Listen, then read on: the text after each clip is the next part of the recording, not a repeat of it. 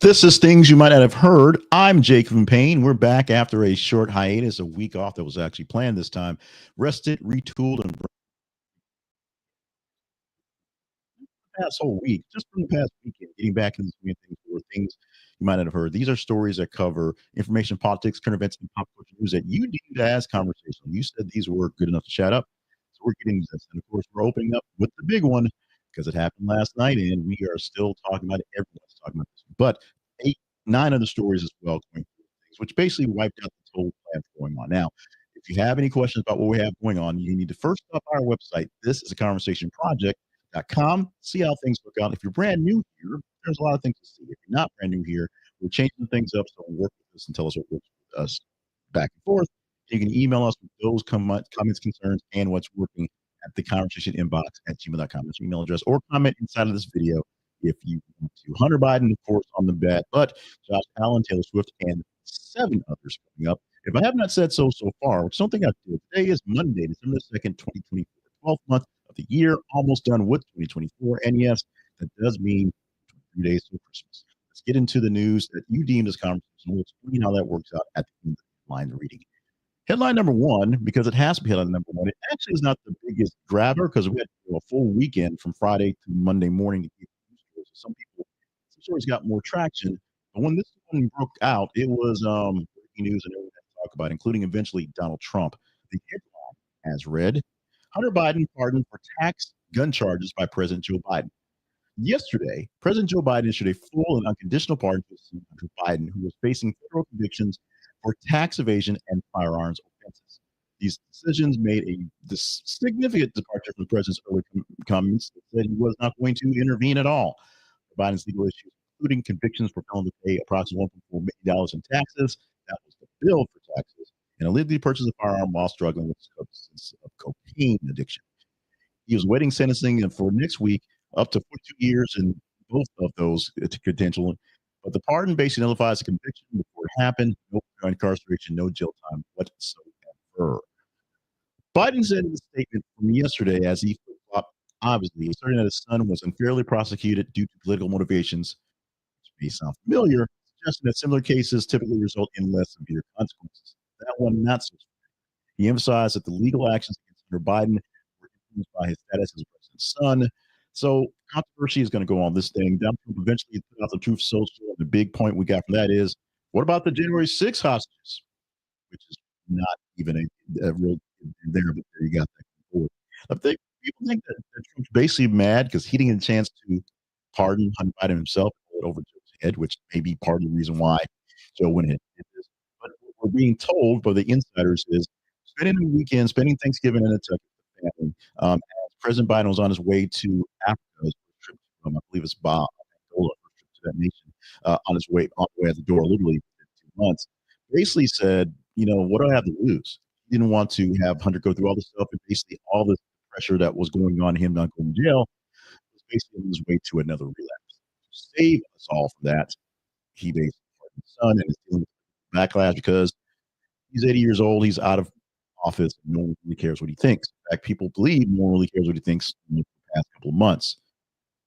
This is going to stretch on, and also, what oddly enough, upped out the big news, or people were going to complain all week about Cash Patel. There's going to complain about it, but they have this complain about more from both sides of the aisle.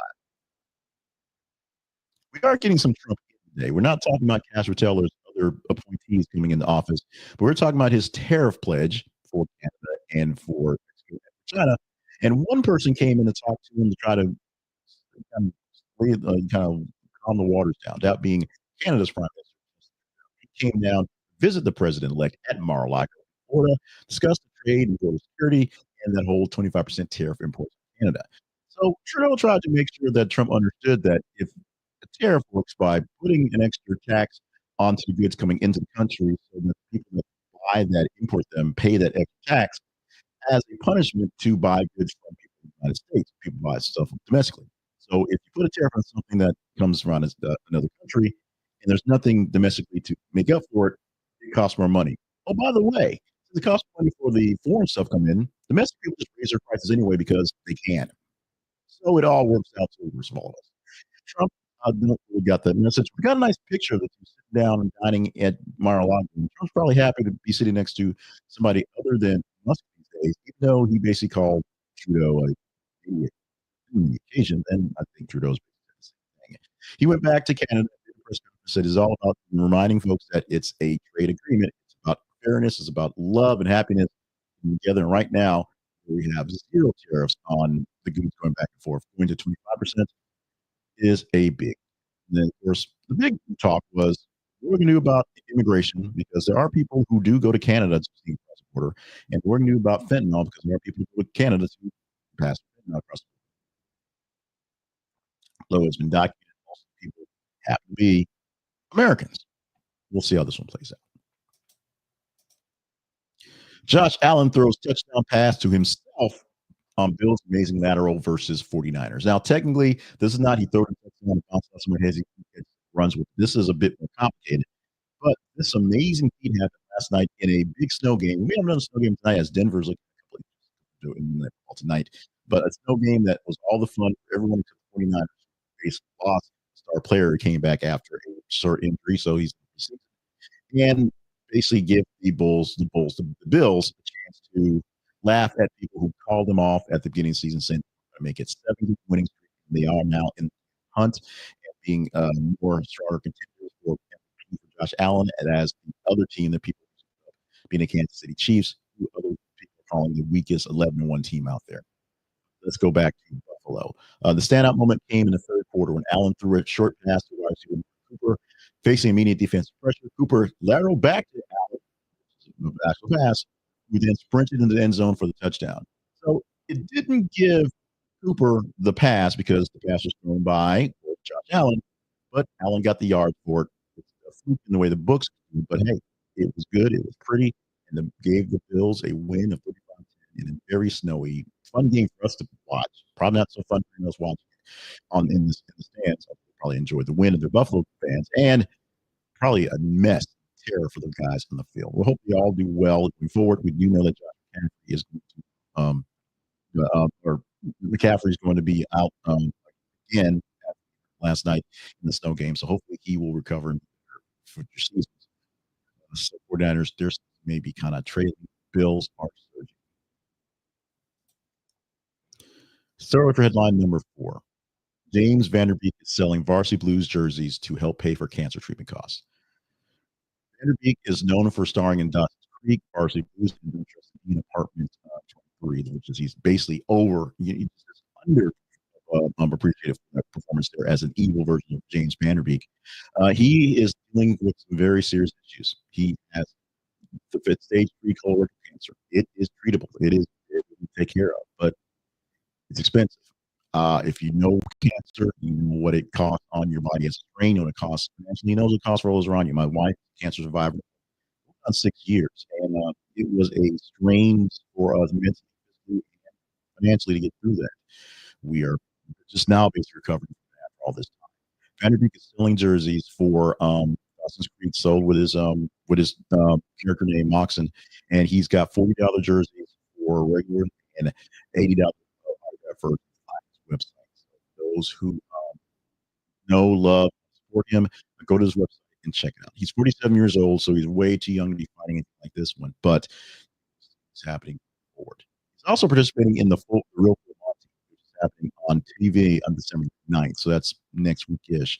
This is also something that's in cancer awareness. I'm not sure if it was put together for him specifically, but if you remember the movie The Full Monty, it was about losing money by doing stripping stuff.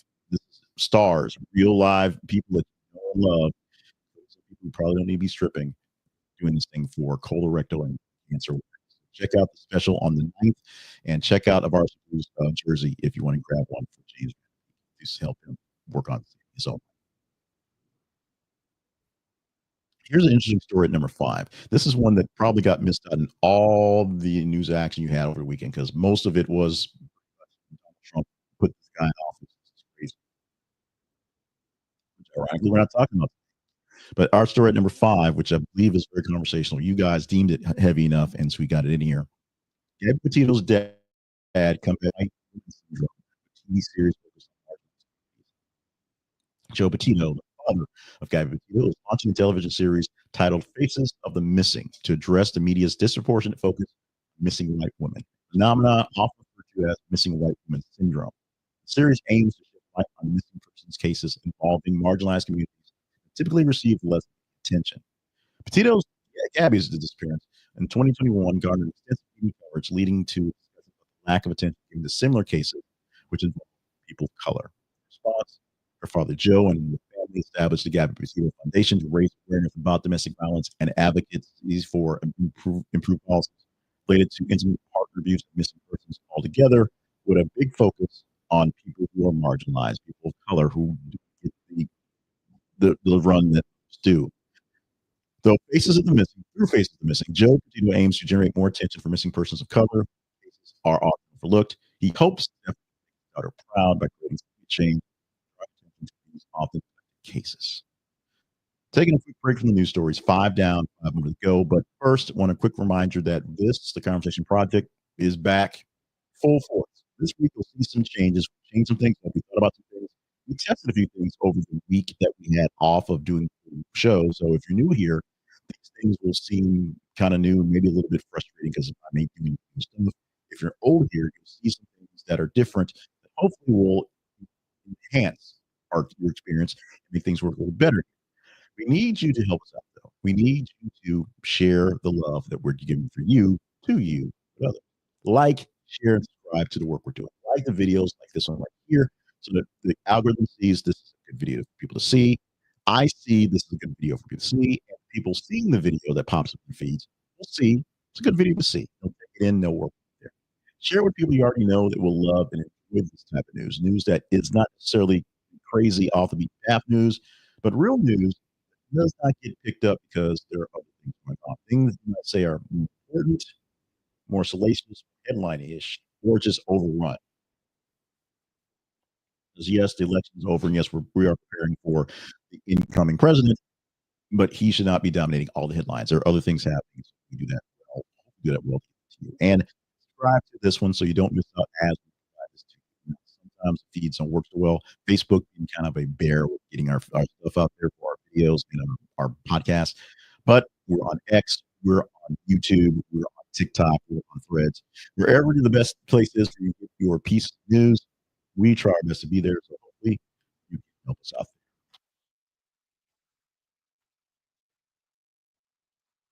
Let's get on back to the news. With a quick hydration break first. And back to story number 6. This one is one that snuck in on us. We put it in there to see what happened. You guys reacted to it pretty heavy. Apparently, you do worry about either Elon Musk's health how much he can do, or the health of Dungeons and Dragons. Elon Musk is considering buying Dungeons and Dragons, and the internet is not exactly happy with this project. The CEO of SpaceX and Tesla, and of course now one of the heads of Doge, is hinting at acquiring Hasbro, the company that is Dragons, following his criticism of the game's current direction. He didn't like X, so he bought X, and now he's fixed it. Not really. He doesn't like D&D, so he's going to buy Hasbro, and put the hungry hippos inside. Speculation arose as Musk questioned Hasbro's valuation on social media, leading to a 2% stock increase at the moment, but also having people wondering what the hell is going on. As concerns are going on with Hasbro's properties, Transformers, and Power Rangers, what Musk's actual hands will do to fix things. Despite the quick buzz, no official confirmation on Musk's intent to purchase Hasbro. Remember, there was buzz on Twitter when he even threw out a big number of cash, and then the court said, well, you said you're going to buy it for this money, so you kind of got to buy it for this money. I think he learned his lesson on that one by not saying, I'll throw a couple $1 billion at Hasbro, but maybe, just maybe, he wants to expand his portfolio if this government job thing might pan out like he thinks. Here's another story that I know totally got missed by everyone. Put it out there, and it was a low-ranking story in the actual feed that we do. So we'll explain how the rankings work in just a moment, but it's an interesting one. If you always wonder why there's Starbucks across the street, Starbucks across the street, Starbucks, they are literally everywhere. And now, while there's some consolidation and some shutdowns because of too much expansion, Starbucks is still always opening new stores biggest footprint have now is a Starbucks that overlooks the Korean DMZ. Starbucks has initiated this cafe in Gimpo, South Korea, offering patrons a panoramic view into North Korea. So now you too can spy on what Kim Jong Un is doing from this the sipping of a cappuccino and big old glasses, big things you put quarters into. It's literally right there at the DMZ, and visitors at North Korea can go and stand there and look into the other country. Access to the cafe requires passing through a military checkpoint, of course, underscoring the area's sensitive nature. The territory perched on a hill that was a significant battleground in the war now serves as a peace station. People's mayor, Kim, going to express aspirations for the site to evolve into a global landmark that harmonizes peace, sorry, read, and ecology plus tourism. That would be a bit of a tough sell if you're already there, I guess. See, and once you see it, I don't know what's special about it other than you have to go, be patted down at Starbucks. But it's a significant, unique experience by going to get a cup of coffee and check out the DMZ in South Korea while you're there. Our headline for story number 8: Macy's Thanksgiving Day Parade viewership tops 31 million on NBC and Peacock. We had a couple stories talking about eyeballs, so this is a big one. If you watch the parade on TV in various statuses, CNN had a thing where they sat outside and went to a bunch of parades and did a bunch of correspondence around the nation. And NBC had their perch for Today Show folks, and on Peacock with a slightly different feed for the 98th Macy's Thanksgiving Parade held on last Thursday. $31.3 million watched across NBC and Peacock itself, 10% increase from their actual viewing. Tracking 23.6 million viewers, most watched entertainment special in linear television since the 2020 Academy Awards. Streaming on Peacock contributed significantly to the success, which had viewers watching about 26% up from 2023. 17 character balloons, 22 floats, 11 marching bands, and performances by Jennifer Hudson, Kylie Minogue, and Billy Porter. That performance was panned highly, but the big thing that was in there was the return of Spider-Man. They put him back into the parade. The commitment to the parade is going to show a lot of heavy work because we had an earlier story from before we had the numbers, and NBC is going to have to basically triple its annual fee to $60 million to keep the broadcast going forward. And something that seems like a dying thing, broadcasting things in live term and parades, it might seem like a reach, but going 3 times, triple the assets in a year to go forward is a big step. But because the numbers there, it's a beloved institution, and I watch it every single year. Not that my watching it contribute much to making it worth $60 million. It's something that a lot of people do still hold as tradition. People do braving the cold and this year the rain to stand out inside of the parade. So it's something that people love. People see on TV, talk about it. NBC will pay for it. We'll see if it pays off going forward. Big money from Moana 2, setting the highest grossing Thanksgiving weekend ever at box office. She got some help with the green lady from Wicked and the buff guy from Gladiator. Moana 2 itself grossed $221 million domestically over a 5-day period. So this surpasses the previous record held by Frozen 2. So let it go. Let it go. Come on, Elsa, let it go. Frozen 3. Internationally, $163.3 million from the grand grab from Moana 2. Globally, altogether, $386 million. Big deal. Moana 2 is a big deal. I've not seen it. The kiddo wants to go see that, and that's this weekend thing, I think, going forward. We did not see a chance to do movies this weekend, but Moana, something that people love, people want to see back, and rock singing and dancing. And I believe they're actually doing a live action Moana with we'll see how that one plays out. But a big time for movies, a big get for movie theaters goers, as movies apparently are back. And our number 10 story, while my intention, because I assumed it was going to happen, was to talk about Mama Kelsey, Donna Kelsey, who basically won Christmas Thanksgiving with 2 Lifetime movies. Had a chance to showcase both her sons of their cities. One is set in Philadelphia, one set in Kansas City, where she got to play basically store owners, restaurant owners named Donna, wearing jerseys for the Phillies and for the Kansas City Chiefs. We're not talking about that. We're talking about her baby daughter-in-law, maybe. She did not spend Thanksgiving with the Kelceys because everybody was busy, football. But Billboard had to apologize to Taylor Swift for using a clip of her new wax figure. What's this all about? Well, recently, Billboard had a clip from Kanye West's 2016 famous music video out there. They did something. Had a picture of Taylor Swift in it. The video had a nude wax figure of Taylor Swift in it because Kanye's crazy. And the montage were achievements. The inclusion was part of a tribute honoring Swift as the second greatest pop star in 21st century. But fans were kind of problematic, disrespectful that we used that clip, that video, showed just how popular and how influential she was. In response, the board removed the controversial clip and issued a apology on X and Twitter. That apology went, "We are deeply sorry for Taylor Swift and all of our readers and viewers that in the video celebrating Swift's achievements, we included a clip that falsely depicted her. We have removed the clip from our video and sincerely regret because of the error." A famous video has been a point of contention between Swift and West, featuring unauthorized depictions of various celebrities, including Swift, in compromising positions. This incident reignited discussions about consent and consent and representative as media as things keep going on. People don't necessarily get a chance to say what they want to say about it. Swift has not said anything about the comment or the apology, but she's, bigger than that. She's busy after all.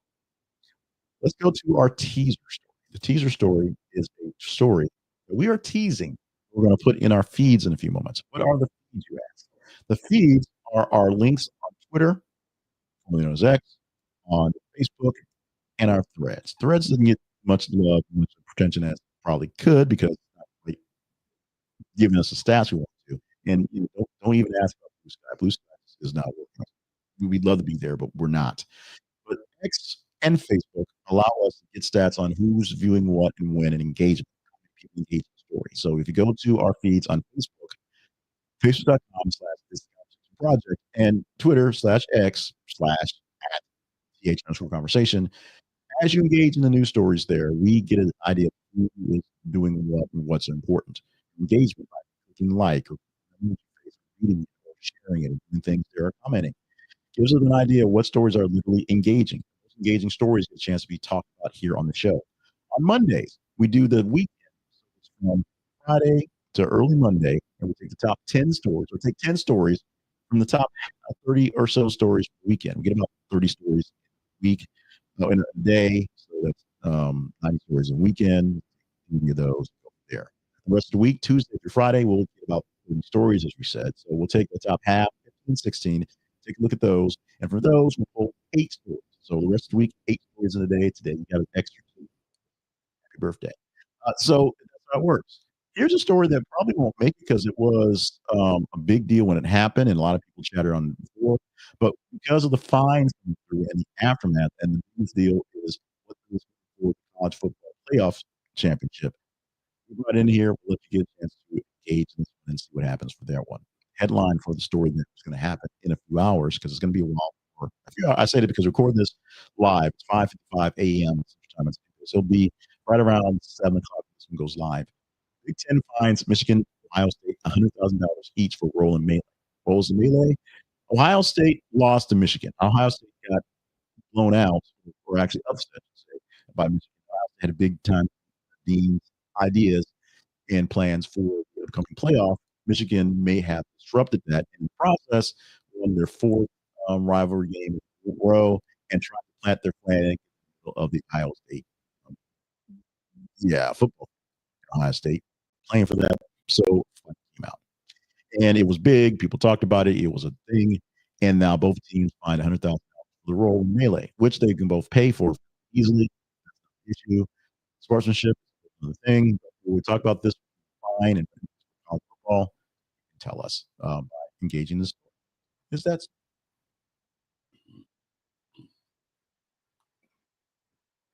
always on our feeds, engage in the story. And if this story or other stories like it aren't to your taste or they are to your taste, email us at the conversation inbox at gmail.com and you can just post your comments on how well things are going. So, our sponsor for today is Ground News. Ground News is a place where you can get unbiased and non one sided stories because they give you all the sides. Literally. They give you the bigger picture. You can uncover where your news is coming from and whether you're getting more news from a biased perspective because just you may be in a news silo of you may watch certain channels or certain places that tend to lean certain ways. That is your choice. That is fine. Assuming they're giving you some good grounded news, that's awesome. But they may be giving you more news that leans toward one sort of political bent. So whether it's local, national, or global news, you can go to Ground News and see what stories you are missing or what stories you are getting, but from a different perspective. Go to Ground News, they'll tell you where the source of the news is, like what news sources. Is AP, Fox News, is CNN, and who's covering it. The blind spot feature allows you to basically look at some stories that you may have missed because Fox is covering it like crazy, but MSNBC is not really covering it because they ignore it, and vice versa. See what stories you are not being fed, and what stories might mean more to you if you got into them because there's a blind spot in news coverage. You can get Ground News for a great price, half off their packages right now, including their Vantage plan, which is one of the best plans out there. Check it out by going to our website link. It's an affiliate link. We get a small commission for buying this, but it costs you nothing extra. Go to this, conversationproject.com/ground news. This. It's conversationproject.com/ground news. Check out Ground News today. You can check out our sponsorship page for other sponsors, many sponsors that all help us out, all affiliate links. Today, we're focused on Ground News, but a lot more focus in Ground News, where we aggregate news, where we get our news tested. We know that it's good news for you, or maybe sometimes not so good news for you, depending on how cheap at the moment. Take a moment to highlight the conversation. Once again, our email address is the conversation inbox at com. Our website, this is the conversation project.com. You can use the website to find more about us, find replays of things we've done in the past, find ways to find us in all the places we are. We have lots of calls to action, so we're in various places. There may be a different place that you may have stumbled upon here in the long form on X or on YouTube today, but you're actually a TikTok artist. You have links to our TikTok page. You are actually a Facebook user and follow some things there. We have links to Facebook. Video's not working so well with the live feeds, whatnot. So that's been an issue, but we're working on that one. You may be a Threads. Not sure why, but you may be. You can find our link to Threads there as well. We are everywhere the internet can be. You can see what we're talking about, and talk about. You let us know. You let us know what stories are on conversation. We do our best to pick the right ones to have conversations on here. This is not a pure monologue. We look for your comments, look for your responses going forward. We saw this in last night as I tried to put in a video late on Cash Patel and the sort of back and forth all weekend on putting the possible director of FBI confirmed. And of course, Joe Biden pardoned his son, and then things went haywire. And I see comments from that one on TikTok and on YouTube. You guys point with your comments, and they're fairly nice, not really nasty. I'm glad about that. This is a conversation for all of us. Go look for those links, videos, or those stories and comment there as well. And you'll see me add more into those as well. We'll see what we talk about those stories as it becomes conversational. Obviously, we're opened up with Joe Biden and the pardon. This will be a topic for days, a big topic for today. But go to our website. This is the conversationproject.com. Email us at the conversation inbox. Follow us on our feeds. Most important thing you can do, and consider being a partner. Go to our partners page, and maybe you want to do more good things here. With that, we are done for the day. This has been things you might not have heard for Monday, December the 2nd. I am Jake from Payne. If you're watching this live for a while, you will find that coming up in about 5 minutes, already recorded, is still some fun stuff. We've changed it up. We have just one funny article and a or survey or information bit plus the birthdays. A little extra. It should go pop up in your feed about 6:05. So enjoy that. If you will. It's popping up in your feed in YouTube. We're gonna have to sit inside and figure out how to make it work for um, X and Facebook as well. I think we can. We'll see how that works out without it being a live show. But we'll see how that works out forward. Otherwise, we thank you so much for what we did. Some things more noticeable than others. So let me know what you think about the first go around for this refresh after a week off. If something needs to come back, let me know. If something needs to stay gone, let me know. If something else needs to go away, let us know. Email us at the conversation box at gmail.com. My name is Jake Payne. I thank you so much for being with us here on the show. And join us tomorrow for more headlines. 8 stories we'll give you here that you deem conversation from Monday, presented on Tuesday to get you through that. Thank you.